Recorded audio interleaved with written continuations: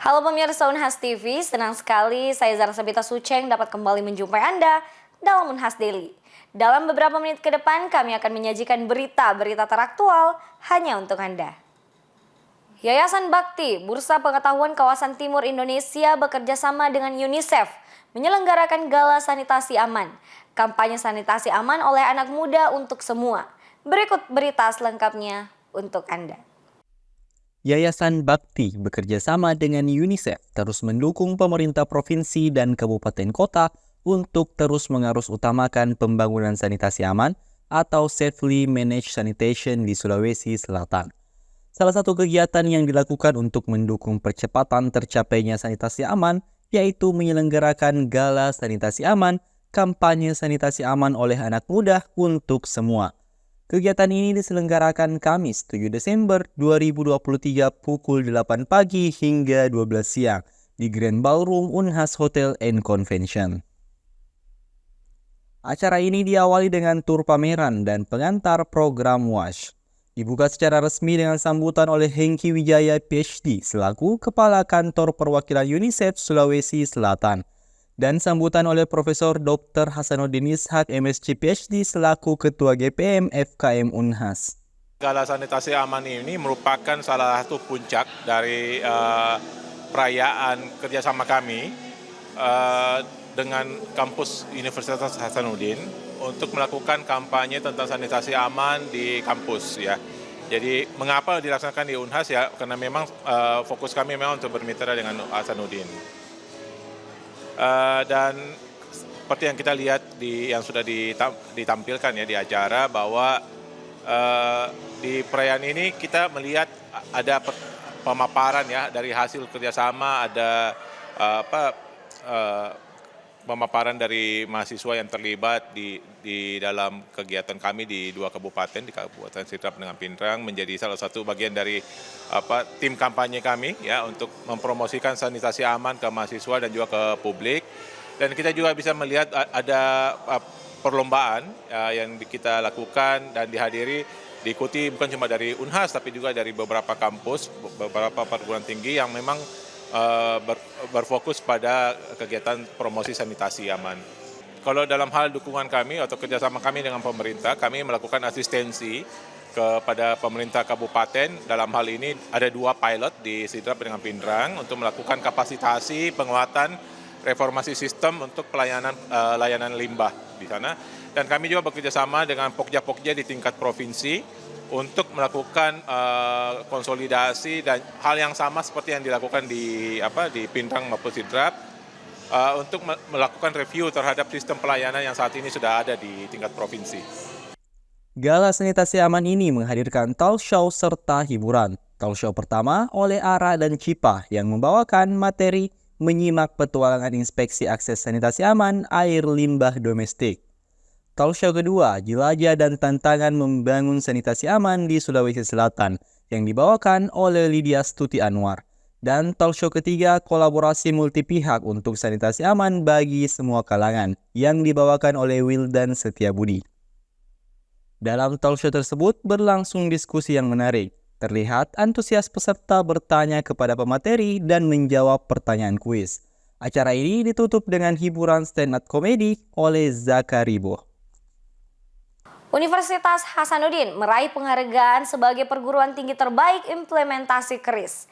Penghargaan ini diberikan oleh Bank Indonesia sebagai apresiasi terhadap dedikasi Universitas Hasanuddin dalam menerapkan sistem pembayaran digital dengan KRIS. Berikut informasi selengkapnya untuk Anda. Universitas Hasanuddin mendapat pengakuan dari Bank Indonesia sebagai perguruan tinggi unggulan dalam menerapkan KRIS, mendukung ekonomi dan keuangan digital. Penghargaan diberikan oleh Kepala Perwakilan Bank Indonesia Sulsel, Kausa Iman Karana, yang diterima oleh Profesor Subhan M. Pam SC PhD APT, Wakil Rektor Bidang Perencanaan, Pengembangan, dan Keuangan Unhas. Dia menekankan pentingnya program-program khusus dalam bidang digitalisasi seiring dengan perkembangan teknologi saat ini, yang menjadi perhatian utama Unhas dalam menghadapi transformasi digital. Ya, tentu ini salah satu bentuk pengakuan mengenai transformasi digital di bidang keuangan yang dilaksanakan di Universitas Hasanuddin. Artinya Ya, memang Unhas kan sudah memiliki program untuk transformasi digital itu, dan di bidang keuangan ini salah satu dengan implementasi QRIS itu. Seperti itu. Tentu kita akan mengupayakan ya semua pemasukan nanti, terutama biasanya misalnya yang untuk layanan-layanan jasa yang kita berikan, yang kita bisa menggunakan QRIS, ya kita akan perluas ke yang lain-lainnya tentunya. Kalau kerjasama secara khusus dengan BI, ya kita kan punya kerjasama secara general. Jadi kalau khusus misalnya tentang QRIS ini kan ini persoalan kebutuhan kita sendiri juga, dan di satu sisi QRIS ini kan satu produk BI yang sangat bagus dan memudahkan, sehingga ya kita saling menggunakan untuk saling memudahkan lah dalam proses itu. Tentu dengan penerapan QRIS ini kita lebih memudahkan dalam proses pembayaran tentunya.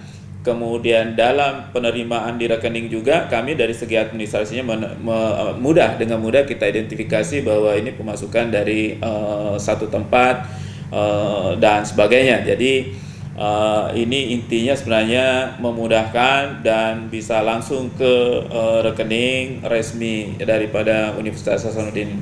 Ya, jadi memang alhamdulillah kita diklasifikasikan sebagai juara 1 ya di level perguruan tinggi dalam implementasi QRIS itu yang terbaik. Tentu tadi bahwa kriteria yang tentu dia lihat adalah bagaimana penerapannya yang kita gunakan misalnya pada proses-proses pembayaran. Ya, tadi seperti kita sudah ada beberapa layanan-layanan yang tinggal keluarkan HP, scan, langsung terbayar dan semua tercatat dengan bagus. Seperti itu, dan sudah berjalan di Unhas dan hampir layanan-layanan yang ada kita gunakan QRIS itu. Nah, kini nanti berikutnya kita akan kembangkan lagi untuk layanan-layanan yang lain. Prof. Subhan menjelaskan bahwa penghargaan ini merupakan apresiasi dari Bank Indonesia terhadap upaya perguruan tinggi dalam transformasi digital pada sektor keuangan. Nur Iza Rasak, Taslia Ramadhani, Unhas TV. Lembaga Debat Hukum dan Konstitusi Fakultas Hukum Universitas Hasanuddin menyelenggarakan kegiatan penutupan kokurikuler debat hukum dan konstitusi yang disponsori oleh Maranta Law Firm and Kalinta & Co Law Firm di Laboratorium Moot Court Dr. Harifin Atumpa SHMH Fakultas Hukum Universitas Hasanuddin. Berikut informasi selengkapnya untuk Anda.